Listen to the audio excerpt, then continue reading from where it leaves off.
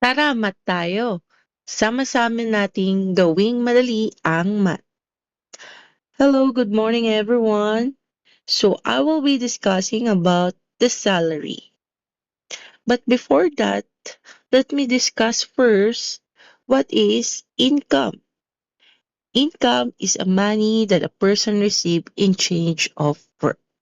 So employee and the workers may earn income through different form of compensation.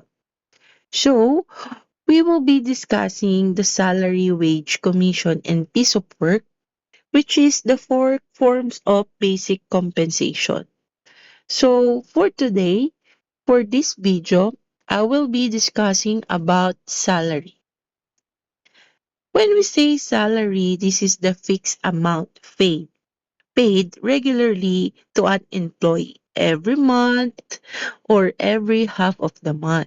So, ibig sabihin, salary is fixed.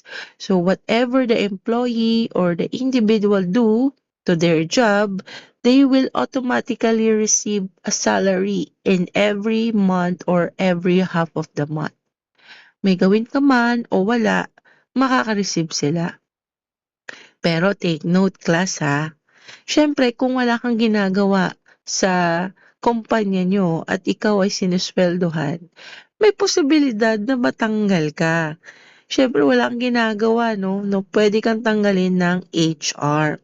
So, kaya kailangan kapag binigyan tayo ng trabaho, ito ay ang ating responsibilidad na dapat ay gampanan natin kung anong pinagkatiwala ng kumpanya sa atin. Now, let's go back to our topic. So, for example, about receiving of salary. Example, teacher gets 31,000 a month regardless whether she stay late after the class. Para sa ating mga kaguruan, no, may mga teacher na nag-stay sa school para lang gawin ang isang bagay para sa mga materials na kailangan niya sa school or sa kanyang klase. Pero kahit mag-stay siya sa school, ay hindi na siya mabibigyan ng kahit anumang bayad pa. Dahil ang kanyang salary ay 31,000. So, ibig sabihin nito ay fixed at hindi na ito magbabago kahit siya ay mag-stay ng matagal sa school. Pero, alam nyo ba na may mga kumpanya na nagbibigay pa rin ng bayad kapag ikaw ay nag-stay pa ng matagal sa iyong trabaho? Ito naman yung tinatawag nating overtime. And ito ay madidiscuss natin sa susunod pang mga video. Let's have our second example. The office manager received 45,000 per month, whether it is busy or slow period at office. So binabayaran siya kung siya ay busy ba or minsan ay wala masyadong ginagawa. Makaka-receive pa rin siya ng 45,000. And last one, we have the bank teller. The bank teller is paid 15,000 per cut-off, regardless of the number of transactions is being processed. So, the bank teller should not count how many transactions they should should have in every day, no? Because they will receive automatically 15,000 per cut-off. It means half of the month. So, it means in every month, nakaka-reach siya ng 30,000. So, whatever the number of transaction that bank teller have, makaka-receive siya lagi ng 15,000. Again, because the salary is a fixed amount. Now, there is something that you have to take note. When we say in salary, there is a annual salary.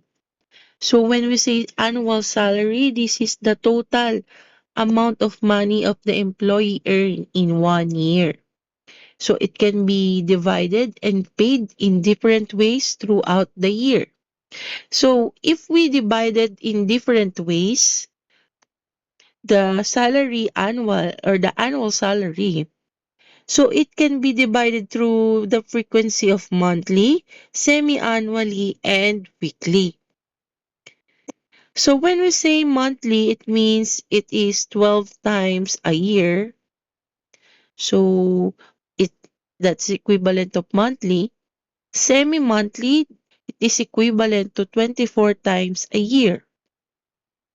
Weekly is 52 times a year. Now, if the given is annual salary and we are looking for the monthly salary, what you have to, the formula is annual salary divided by 12. Okay, because that is the equivalent every month. And next is semi-monthly salary. So when we say semi-monthly salary, means we need to divide annual salary divided by 24. And lastly, weekly salary equals annual salary divided by 52. So that's it. That is the formula that you need to consider. Remember, you need to divide or you need to use the division operation when the given is annual salary. And you need to use the multiplication operation if you're looking for annual salary. Let's have an example. A civil engineer earns 540,000 annually. Compute the monthly salary, semi-monthly salary, and weekly salary. Let us compute. So what will you do? So we are looking for the monthly salary. The given is 540,000 annually. Since the given is annually and we're looking for monthly salary, it means that we need to divide. So this is the formula that we need to use. Therefore, we have the annual salary, which is 540,000 divided by 12. So it's really important that you have your own calculator when you are computing in this kind of problem because it's very easy to use. At the same time, you can easily get the answer. And it's not it's you can still use the long method, but it take times. No, it take times to compute the right answer. So now using the calculator, 540,000 divided by 12. The answer is 45,000.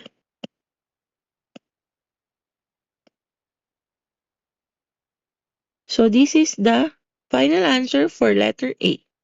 Next one, we are looking for the semi-monthly salary, which is the formula is annual salary divided by 24. Bakit nga ba siya 24? Kasi nga pag sinabi nating semi-monthly salary, it is twice a month. So kung twice a month, so from 12 monthly times 2. No, kaya naging 24 siya. So by the given itself, we have 540,000 over 24. Okay? So 540,000 divided by 24. And the answer is 22,500. Next one, we have the weekly salary. So we're looking for the weekly salary. So the formula is annual salary divided by 52.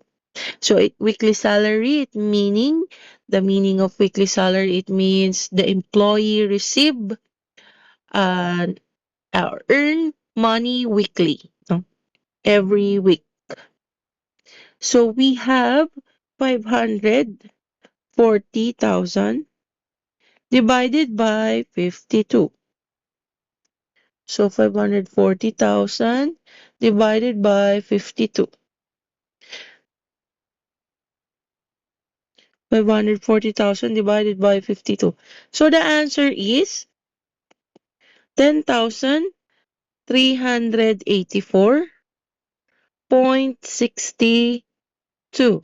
or in whole number 10,385. Ayan. So pagpasensya niyo na po yung sulat ko. It's my first time to do this and thank you so much po sa mga nag-support at nanonood ng aking YouTube channel and I hope you subscribe because I will going to share more about the topics or the new curriculum of senior high school. Next, let us proceed to our next problem. Maria works as an administrative assistant. She earned a monthly salary of 25,000. How much is the annual salary? This time class, since we are asking, or the problem is asking about the annual salary, it means from the given in the previous example, number one, the annual salary is given. This time, number two, we have to or we are looking for the annual salary. That's why this from our formula that we have to divide, we need to shift from division, we have to find or we need to use multiplication operation. That's why to find the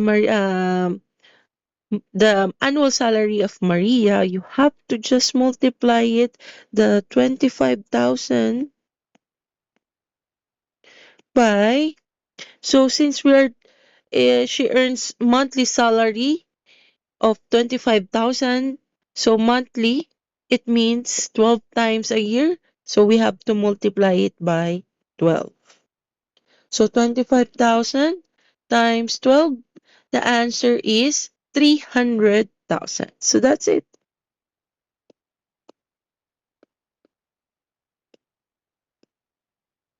Okay, next. John received a semi-monthly salary of 18,000 and he is paid twice a month. How much is annual salary? So again, this is just the same.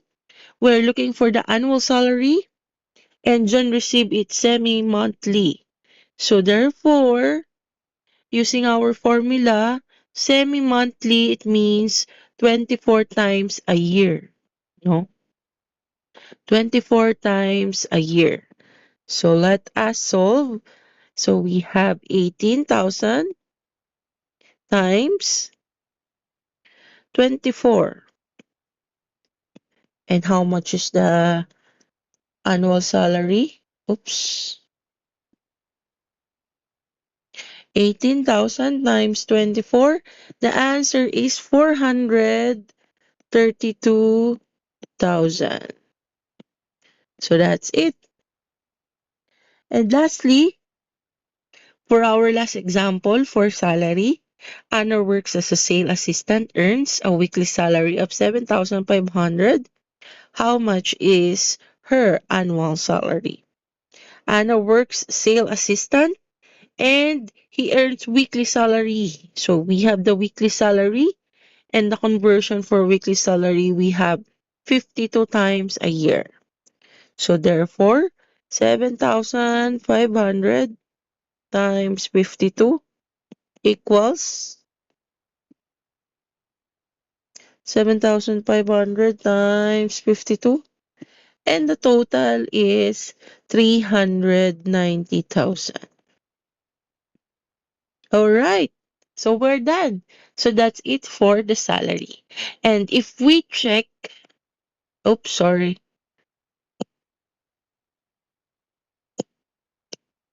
If we check who is among of the three is the highest amount of annual salary among Maria and John and Anna, no? We have Maria, John, and Anna. We could see that the highest annual salary is by John, no? Because he has 432,000. So, yeah. So, ang laki ng sweldo ni John. Now, if ever, so there are some question that will ask you which one is least or which one is get the higher amount of salary. So that's all for our topic for today, and I hope that you learned something for my video. So please don't forget to subscribe so you will able to learn more about new topics or new lesson in the senior high school. Thank you so much. Tara na, math tayo. Sama-sama nating gawing madali ang math.